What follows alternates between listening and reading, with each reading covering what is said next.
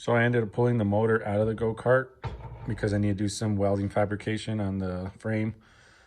That'll give me a good opportunity to get the carburetor off and just go ahead and put the new jet. Got a few other mods I'm doing to it, so while I'm welding on there, I can work on this on the bench. That way I could redo all the welds, get them nice and tidy. It looks a little crappy now. Everything works great. Sprocket's working great. Everything's in order. I'm gonna just use the original Predator tank up here for now because the tank that goes here, I don't have the valve that goes to the line. So yeah. Okay, so my new valve cover came in from Go Power Sports. It's just the clear one. This one's for the Hemi head.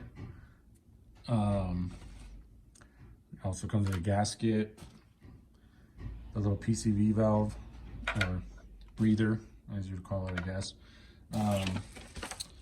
Also they include some stickers, awesome. Yeah, so let's get that on there, and I'm going to do the carburetor. Okay, so I believe I've already taken off before, but since I ordered the wrong one, I have to take it back off. I put it on so I won't get dirt in there. It is gonna be an 8mm.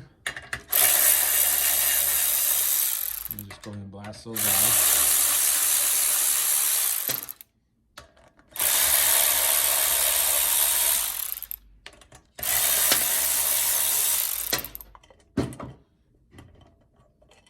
And voila, there goes a bolt. You can see here, this gasket is just kind of setting on there. I had already peeled it off. So I'm gonna go ahead and just clean up there before I put on the new one. Okay, so the other valve cover gasket was a lot thinner than the cork one. So we'll go ahead and mount this.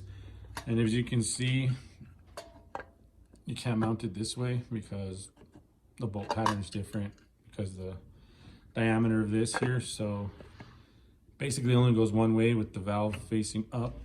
Let's go ahead and stick this bad boy on here.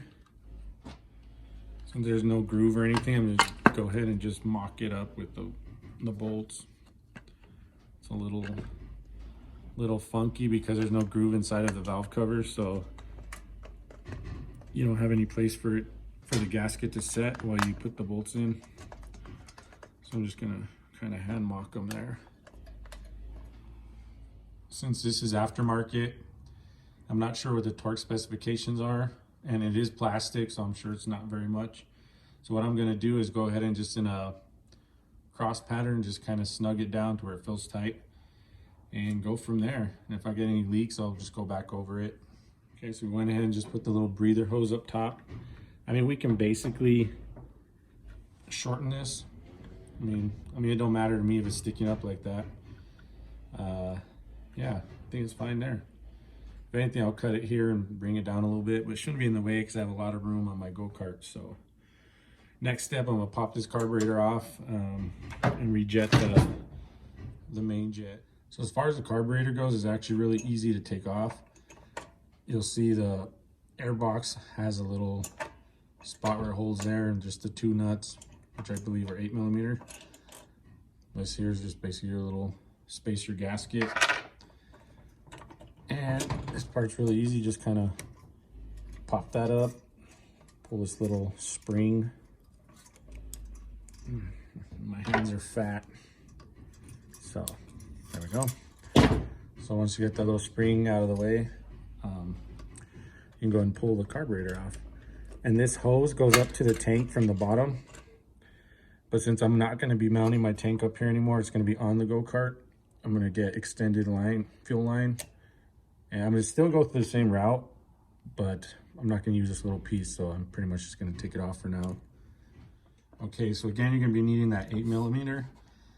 If it's still on the go-kart, you can take this one out and that'll drain all your fuel. If you take this one off, it'll basically drop the whole cup down. So depending if you want to get fuel everywhere, if you just wanted to kind of come out. So what we're going to do is go ahead and just take that one off. I have it hand tight because I just drained the bowl. So, and that's pretty much it. If you look down in here, there's our main jet. So in order to run the intake, I'm going to rejet it, and I did not get the intake from Go Power Sports, but they do have the main jets. This is a drilled 0.36 in order to give you the proper air-fuel ratio to run a intake.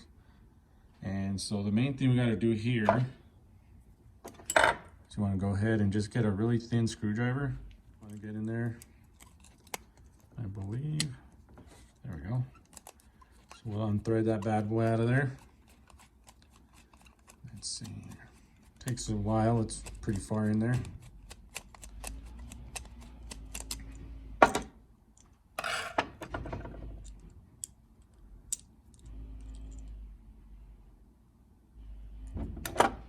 So at any rate, these ones have a very small hole. The factory and the aftermarket is pretty much drilled out, so it's pretty sweet. Just pop that in there. We're gonna thread that in. I'll be right back. Basically, after you put that in there, everything's reversed. You just go back the way you took it all apart. It's actually very simple. It's not really too bad for a carburetor. Some are kind of crappy, and once you take a part off, it's hard to remember where it goes, but this one's actually really easy. Just pop the carb back in. Probably leave it about halfway. I mean, probably be a little easier for you to get these lines on here, the spring as well. Get my fat hands to work. There we are. Slide that in there. Put the little metal gasket on there. And I'm using the adapter for a cold air, or an intake, I guess, not really cold air. And just pop these 10mm bolts. These came off the original air cleaner, so we're just gonna reuse those again. Not too bad. Well, never mind. Okay, so it's all put back together.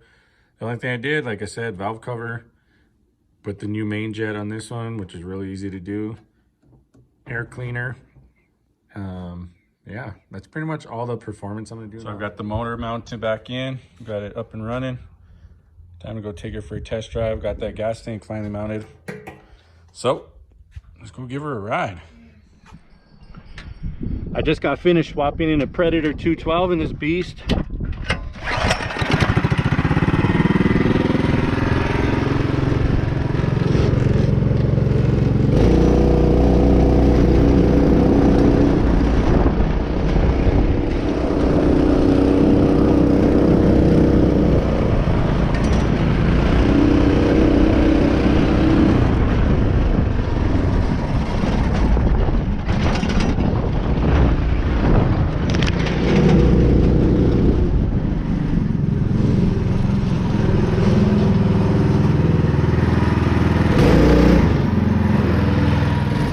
Guys, it's a complete build on this. I'm not done yet. I'm going to be adding a tachometer and a few other goodies here. Got a few other things to work out on here. But thanks for watching.